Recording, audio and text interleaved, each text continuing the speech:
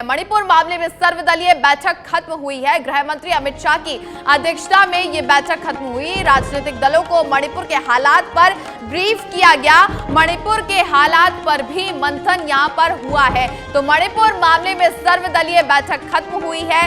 राजनीतिक दलों को लेकर अब यहां पर मणिपुर के हालातों पर भी मंथन किया गया। मणिपुर मामले में सर्वदलीय बैठक खत्म हुई। गृह मंत्री अमित शाह की अध्यक्षता में ये बैठक हुई थी। बैठक खत्म होने के बाद साथ ही यहां पर कई जो हालात हैं, मुद्दे हैं, उन पर ब्रीफ किया गया और ब्रीफ के दौरान सर्वदलीय बैठक में यहां पर गृह मंत्री अमित शाह ने कई सारे जो अहम फैसले हैं राजनीतिक दलों को लेकर मणिपुर में, साथ ही किस प्रकार से जो हिंसा हो रही थी उसके बीच में राजनीतिक जो बातें हैं यहां पर की जा रही थी, इन सभी बातों पर चर्चा और बैठक के अंदर अहम फैसले जो हैं वो लिए गए। और अहम फैसलों की यदि बात की जाए तो ऐसे में मणिपुर में जो तस्वीरें सामने आ रही थी उन्हें कैसे जो है वहां पर शांत किया जाए। इसके अलावा गृह मंत्री अमित शाह ने इस बैठक में मणिपुर के हालातों पर भी बात की है, लेकिन मणिपुर के हालात पर मंथन को लेकर साथ ही यहाँ पर जो राजनीतिक दल है उनको लेकर सबसे ज्यादा इसमें बातचीत की गई। राजीव तिवारी दिल्ली ब्यूरो चीफ हमारे साथ जुड़ चुके हैं। राजीव, मणिपुर मामले में सर्वदलीय बैठक खत्म हो चुकी है, साथ ही सबसे बड़ी नजरें जो इसमें टिकी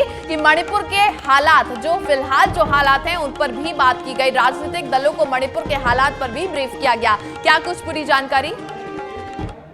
बिल्कुल, अगर देखा जाए तो मणिपुर को लेकर के जो वहाँ पे हालात बने हुए हैं उसके बारे में गृह मंत्री ने कुछ जानकारी दी और एक एक चीजों को जो है सर्वदलीय बैठक में सभी नेताओं से उन्होंने डिस्कशन किया। हर पहलू पर चर्चा किया गया, क्योंकि देखिए वहाँ पे जो जातीय हिंसा भड़की हुई है, ये पूरा मामला आरक्षण का है, तो किस तरह से इसका समाधान किया जाए और इस पर सभी लोगों ने अपने अपने हिसाब से राय भी व्यक्त किया।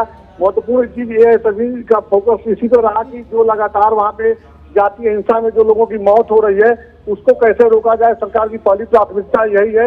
यह विपक्ष जितने भी राजनीतिक दल के नेता थे उनका ये कहना था।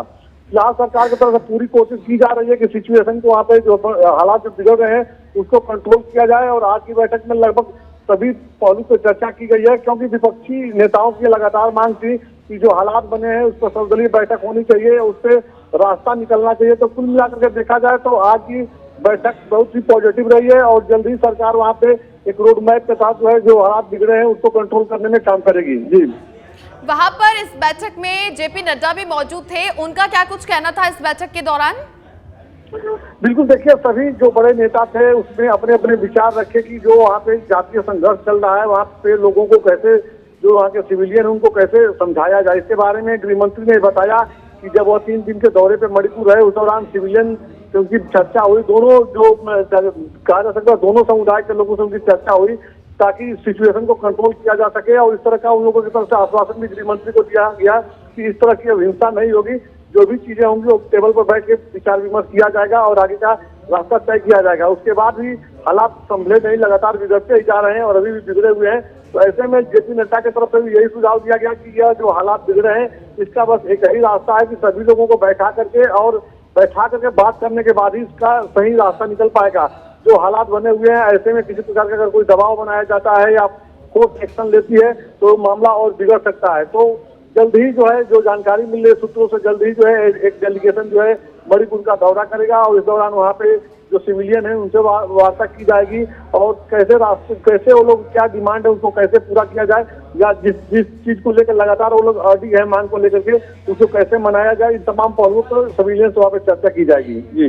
जी बिल्कुल राजीव, क्योंकि मणिपुर में जिस तरह के हालात देखे गए थे उनको लेकर अब जो भारतीय जनता पार्टी है, केंद्र सरकार अलर्ट है, लगातार बैठकें कर रही हैं और बैठक खत्म होने के बाद जो कई सारे इस बैठक में मुद्दे हैं वो बेहद ही महत्वपूर्ण है और जो आगे की स्थिति है, जो फैसले लिए जाएंगे उन पर सभी की निगाहें रहेंगी। बहुत शुक्रिया राजीव पूरी जानकारी के लिए।